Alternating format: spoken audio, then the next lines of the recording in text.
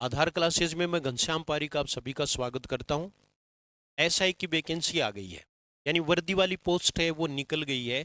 बहुत दिनों से हम इसका इंतजार कर रहे थे। आप अभी देखेंगे कि ये पोस्ट 2007 में निकली थी, उसके बाद में आज आई है, यानी तकरीबन 16 वर्ष बाद पहली बार वैकेंसीज आई हैं।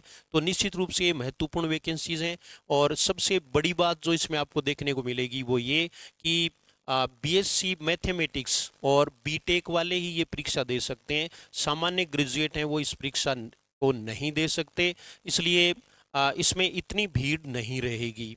ये अब सब चर्चा हम करेंगे कि इसका पाठ्यक्रम क्या होगा, परीक्षा पैटर्न क्या होगा, ये सब बातें हम इस वीडियो में करेंगे। तो आप इसको पूरा देखें और उसके बाद में अपना मानस बनाएं।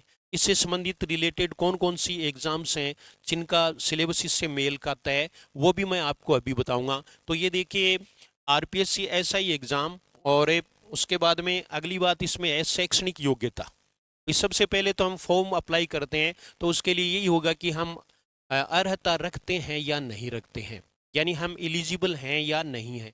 तो इसमें एलिजिबिलिटी देखिए आप, BSc with physics and mathematics, यानी आप अगर मैथ से आपने बीएससी कर रखी है तो आप इसके लिए पात्र हैं।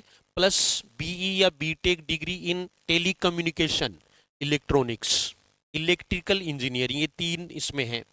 और दूसरा है कि हिंदी का जो है, हिंदी में लिखित जो भी देवनागरी लिपि है, देवनागरी लिपि का ज्ञान हमें होना चाहिए। तो हर एक में देते हैं, इसमें हमें कोई दिक्कत नहीं है। और ये देखिए आप, शैक्षणिक अर्हता के रूप में अंतिम वर्ष की परीक्षा में सम्मिलित हो चुका है या सम्मिलित हो रहा है, लेकिन साक्षात्कार से पूर्व शैक्षणिक अर्हता अर्जित करनी होगी।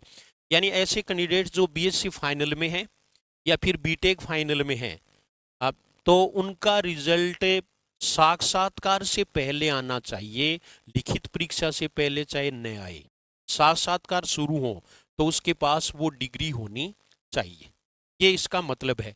तो यहाँ हम ये कह सकते हैं कि ये केवल मैथ्स वालों के लिए है। और अभी मैं पाठ्यक्रम के बारे में आपको बताऊंगा, तो वो भी बहुत महत्वपूर्ण है। तो ये आपने जानकारी पूरी ले ली होगी कि आप इसके लिए योग्य हैं या नहीं हैं। फिर देखो, इसमें उम्र की बात है, तो 20 से 25 साल के बीच वाले ये परीक्षा दे सकते हैं। लेकिन 2007 में ये पद विज्ञापित किए गए थे, इसलिए इसमें 3 वर्ष की छूट दिए है।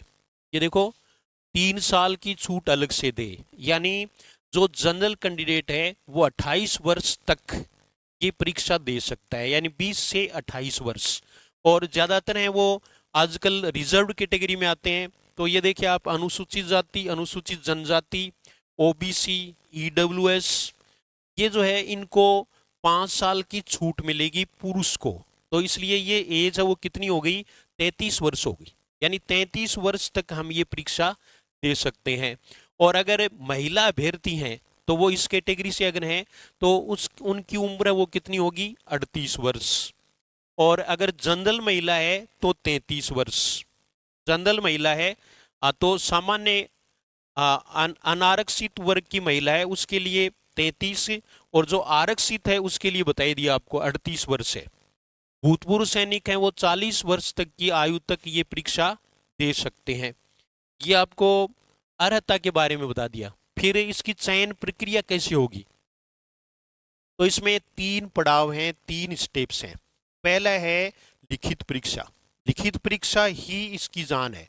लिखित परीक्षा है वो 400 अंक की होगी, उसके आधार पर ही मेरिट बनेगी। लिखित परीक्षा प्लस साक्षात्कार, यानी जैसा कि एसआई में होता है वैसा ही इसमें होगा। दूसरा ये देखिए आप, फिजिकल एबिलिटी इसमें, यानी बहुत ज्यादा कोई फौज वाला फिजिकल है वो इसमें नहीं होता, लेकिन फिर भी जो इवेंट्स दी हुई हैं वो ध्यान से देख लें। लंबाई वगैरह, वजन वगैरह, ये आप पूरा देख लें, विशेष रूप से लंबाई का देख लें। और महिला अभ्यर्थी के लिए अलग है और पुरुष अभ्यर्थी के लिए अलग है। तो आप ये जो है वो आधार क्लासेज जो टेलीग्राम है उस पर ये पूरी सूचना आप प्राप्त कर सकते हैं। वैसे भी आपने विज्ञप्ति है वो पढ़ ली होगी, मैं तो काफ़ी लेट आया हूँ। और फिर ये देखिए आप, इसमें वस्तुनिष्ठ प्रश्न होंगे। परीक्षा ऑफलाइन भी हो सकती है या ऑनलाइन भी हो सकती है, यानी जैसी परिस्थितियां होंगी उनके अनुसार ही ये परीक्षा होगी। तत्पश्चात देखिए आप, ये सोचने लायक है कि हिंदी है ये 200 क्वेश्चन नहीं है, ये 200 मार्क्स हैं। यानी 200 अंक की हिंदी है और 200 नंबर हैं वो जनरल नॉलेज और जनरल साइंस के हैं। कहने का मतलब है हिंदी का एक विशेष रोल इस परीक्षा में है। मैथ्स के स्टूडेंट से बीटेक वाले हैं वो हिंदी में ही थोड़े यानी टच में कम रहते हैं, इसलिए मैं ये कह सकता हूँ कि उनको हिंदी की तैयारी ज़्यादा करनी पड़ती है। ऐसे ही जीके वाला पेपर ये भी इम्पोर्टेंट है, 200 अंक का है, इसका पूरा सिलेबस है वो आप देख सकते हैं टेलीग्राम पर, और वहाँ आप देख लें इसका। अभी भी वैसे ये अपडेट करेंगे सिलेबस को इस परीक्षा के लिए, लेकिन पहले की जो परीक्षाएं हैं उनके आधार पर मैं आपको बता रहा हूँ कि 200 नंबर की हिंदी है, 200 नंबर जीके और जनरल साइंस के हैं। यानी कहने का मतलब बहुत ज्यादा लफड़ा और पचड़ा इस परीक्षा में नहीं है। अगर आप 2 स्टार कंधे पर लगाना चाहें और वर्दी की सर्विस करना चाहें तो निश्चित रूप से आपको हिंदी की तैयारी भी करनी पड़ेगी और जनरल नॉलेज में और जनरल साइंस में थोड़ा सा हट करके तैयार भी आपको करना पड़ेगा। अब मैं आपको एक चीज और बताना चाहता हूं। अभी जैसे वैकेंसीज निकलती डिप्टी जेलर की वैकेंसी निकली थी, अच्छी पोस्ट है, उसका सिलेबस और इसका सिलेबस बिल्कुल मैच करता है, यानी पूरा का पूरा मैच करेगा। इसके अलावा आगे की भर्ती राजस्थान पुलिस की, एसआई की बहुत अच्छी वैकेंसीज आने वाली हैं, तो वो सिलेबस और ये सिलेबस भी सेम है, यानी एक ही सिलेबस में हम ये तैयारी कर सकते हैं। अब कुछ ये भी सोच रहे हैं कि भाई मैंने तो बीएड कर रखा है तो मुझे तो टीचर ही बनना है। टीचर ही बनना है वो एक अलग बात है, लेकिन अगर नौकरी लगनी है और टीचर से वो नौकरी खराब भी नहीं है तो निश्चित रूप से ये ऑप्शन आपके लिए बहुत अच्छा होगा। और मैं एक उदाहरण के द्वारा भी आपको ये बता सकता हूँ कि जैसे मान लीजिए एक किसान है, तो किसान है वो फसल बोता है, तो वो कोई एक ही फसल नहीं बोता, बल्कि हम जैसे मान लीजिए खरीफ की बात करें तो बाजरा, मोठ, गवार, चंवला, ये सब है वो किसान क्यों बोता है कि अगर एक फसल के रोग लग जाए या एक फसल के लिए वातावरण अनुकूलित नहीं है तो दूसरी फसल है उसमें उसकी भरपाई हो जाए। ऐसे ही आप टीचर की तैयारी करते करते ही आप जो हैं वो एसआई की तैयारी भी कर सकते हैं, डिप्टी जेलर की तैयारी भी कर सकते हैं। आगे के लिए जो राजस्थान पुलिस वाली एसआई की वैकेंसी है वो भी इसमें बिल्कुल मैच करती हैं, तो वो तैयारी भी आप कर सकते हैं। प्लस आगे जैसे आप महिला सुपरवाइजर है, पटवार परीक्षा है, या फिर हम ये देखें कि जैसे वीडियो की परीक्षा है, ये सभी परीक्षाएं हैं उनमें हिंदी और जीके तो आएगा ही, वो हमें तैयार करना ही है। मैं भाई जैसे आपने एक टारगेट बना रखा है और ये सब ये ठीक है कि एक सादे सब सदे सब सादे सब जाए, ये सही बात है, लेकिन मैं यहाँ थोड़ा सा चेंज करना हूँ कि चेंज कर रहा हूँ, और वो क्या है कि हमें एक के साथ में ऑप्शन रखने चाहिए। आदमी को ऑप्शन रखना चाहिए। एक ही परीक्षा को टारगेट बनाओगे तो प्रेशर ज्यादा रहेगा, हो सकता है कि परीक्षा वाला दिन हमारा नहीं हो, इसलिए हमें ये ऑप्शन जरूर रखना चाहिए। और अगर आप इसकी सटीक तैयारी करना चाहते हैं, सही दिशा में तैयारी करना चाहते हैं, तो आधार क्लासेस अच्छा प्लेटफॉर्म है झुंझुनू, वहाँ आप ऑफलाइन क्लास ज्वाइन कर सकते हैं, ऑनलाइन कोर्स भी आप ले सकते हैं, आप टेस्ट सीरीज भी ज्वाइन कर सकते हैं। अभी जल्द ही टेस्ट सीरीज की घोषणा है वो कर दी जाएगी और आप बहुत कम समय में ये तैयारी है वो कर सकते हैं। हिंदी के बारे में मैं आपको बता सकता हूं कि 2 महीने में आप पूरी हिंदी है वो अच्छी तरह से तैयार कर सकते हैं। और पहले के जो कैंडिडेट्स हैं जिन्होंने सफलता प्राप्त की है एसआई में, तो उनको आप पूछ भी सकते हैं कि आपने तैयारी कहाँ से की, हिंदी में क्या उपलब्धि रही। तो ये सारी चीज़ें हैं। हिंदी में हम 200 में से 190 के आसपास अंक है वो भी प्राप्त कर सकते हैं नहीं है, पहले के स्टूडेंट्स हैं उन्होंने प्राप्त किए हैं। 188 वाला स्टूडेंट है वो हमारी संस्था का है, 182 वाला भी इस संस्था का है, तो आप क्यों नहीं कर सकते, आप भी कर सकते हैं और वो आपकी मेरिट अब बिल्कुल अप ले जाएगा। यानी केवल हिंदी के बल पर भी आप थानेदार बन सकते हैं, लेकिन साथ में जीके का साथ होना भी जरूरी है। तो जीके के लिए भी यहाँ राजस्थान की सबसे अच्छी फैकल्टीज हैं। अब आप कहेंगे कि भाई आप तो अपनी पढ़ाई करोगे ही, ये कोई बात नहीं है, बल्कि आपको हम 3-4 दिन 5 दिन पढ़ने का मौका देंगे और उसके बाद में आप डेमो लेकर के, फ्री डेमो लेकर के फिर आपके जचे तब आप तैयारी करें। यानी पहले परखें और फिर उसकी तैयारी करें, क्योंकि हम कोई भी चीज़ है वो अगर शुरू करते हैं तो सबसे पहले ये सोचते हैं कि क्या मैं सही जगह पहुंच गया हूं क्या। तो आधार क्लासेज इसके लिए बिल्कुल उपयुक्त स्थान है। यानी एकदम से मैं ये कहूँगा कि हर दृष्टि से जो एक कॉम्पिटिटर के लिए जिस परिस्थिति जिस परिवेश की आवश्यकता होती है वो सब आपको यहाँ मिलेंगी। बल्कि आप तैयारी कर सकते हैं, टेस्ट सीरीज ज्वाइन कर सकते हैं, भरपूर अभ्यास भी होगा, क्लास में पढ़ाई भी होगी, और जिसके लिए जल्द ही बैच शुरू होने वाला है तो आप ज्वाइन करें। साथ में देखो डिप्टी जेलर की तैयारी आपकी हो जाएगी। अगर आप आरएस का मानस रखते हैं तो आरएस में हिंदी बहुत कुछ है वो इससे कवर हो जाएगी। यानी हिंदी है वो लगभग हम इसमें तैयार कर सकते हैं। ऐसे ही हम जीएस वाले में तो कोई है ही नहीं। जीएस में तो जो आरएस परी है उसका जीएस इसका जो पेपर है वो पूरा मैच करता है।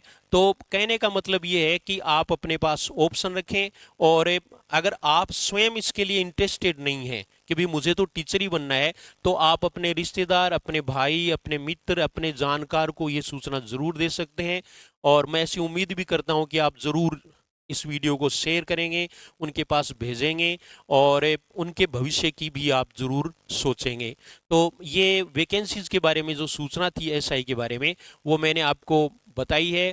ऑनलाइन कोर्स भी उपलब्ध है। अगर आप ऑफलाइन क्लास लेना चाहें तो बेटर है। अगर आपकी परिस्थिति नहीं है ऑफलाइन क्लासेस लेने की तो आप ऑनलाइन कोर्स भी ले सकते हैं और इसकी तैयारी कर सकते हैं। लेकिन पहले अपने आप को पूरी तरह से परख लें कि आप ये योग्यता रखते हैं क्या।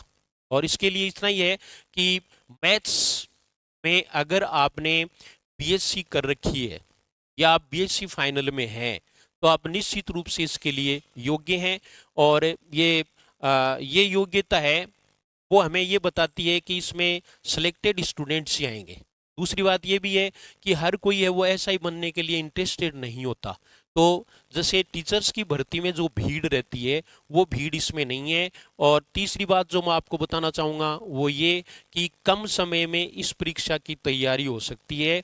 यानी जिन परीक्षाओं की कम से कम समय में यानी न्यूनतम अवधि में अगर हम तैयारी कर सकते हैं तो वो एसआई की परीक्षा है, और इसके कई ऑप्शन है वो खुल जाएंगे आपके लिए। तो मैंने ये सूचना आपको दे दी है। बाकी आपकी मर्जी है। अगर आप कोई स्टार लगाना चाहें और अपना और अपने परिवार का नाम रोशन करना चाहें तो निश्चित रूप से आप ये वीडियो शेयर भी करेंगे और क्लास है वो ज्वाइन भी करेंगे अगर आप करना चाहते हैं। तो ये सब बातें मैंने आपको बता दी हैं। इसके अलावा जो भी सूचना है वो डिस्क्रिप्शन में आपको उपलब्ध करवा दी जाएगी। और इसके अलावा सिलेबस पूरा का पूरा है वो जो ही आएगा अपडेट होकर के तो वो डाल दिया जाएगा और उसके अकॉर्डिंग ही पढ़ाई करवाई जाएगी, क्योंकि अकॉर्डिंग टू सिलेबस पढ़ना बहुत ही जरूरी है। तो आपने मानस बना लिया होगा, टीचर आपको बनना है, ये सही है। टीचर बनने में कहीं भी बाधा नहीं है, बल्कि आपको थोड़ा सा का एक्स्ट्रा पढ़ना है जिससे आपका एक स्ट्रीम है वो और खुल जाएगा और आप इतने प्रेशर में नहीं रहेंगे। और आप अपने आप को जांच भी लें, परख भी लें, चैलेंज को स्वीकार करना भी सीखें। कुछ का ये मानस भी होता है, जैसे लड़कियों का ज़्यादातर ये होता है कि भाई टीचर की नौकरी है बहुत आराम की, लड़की को सूट करती है। तो ये नहीं, लड़की को सबसे अधिक सूट है वो ये वैकेंसी करती हैं मेरे अनुसार। और वो क्यों करती हैं? क्योंकि इसमें वो नहीं है जो आप सोच रहे हैं। ये टेलीकॉम सब इंस्पेक्टर है और इसमें वो चीज़ें नहीं है जो पब्लिक डीलिंग में एसआई राजस्थान पुलिस में होती है। और फिर एसआई राजस्थान पुलिस हो तो भी ठीक है, एक लड़की को तो निश्चित रूप से एसआई बनना ही चाहिए, उसको नीडर बनना चाहिए और उसे तैयारी करनी ही चाहिए। मैंने बहुत सारे उदाहरण देखे हैं कि टीचर से लोग हैं वो एसआई में जाते हैं। यहाँ तक मैंने देखा है कि व्याख्याता की नौकरी छोड़ करके भी लोग हैं वो एसआई में पिछली बार गए हैं। तो आपने ये सारी बातें हैं वो सुन ली होंगी और बाकी जो है वो आप संपर्क करके आधार क्लासेज में आकर के ऑफिस से संपर्क करके पूरी जानकारी ले सकते हैं। Thank you very much.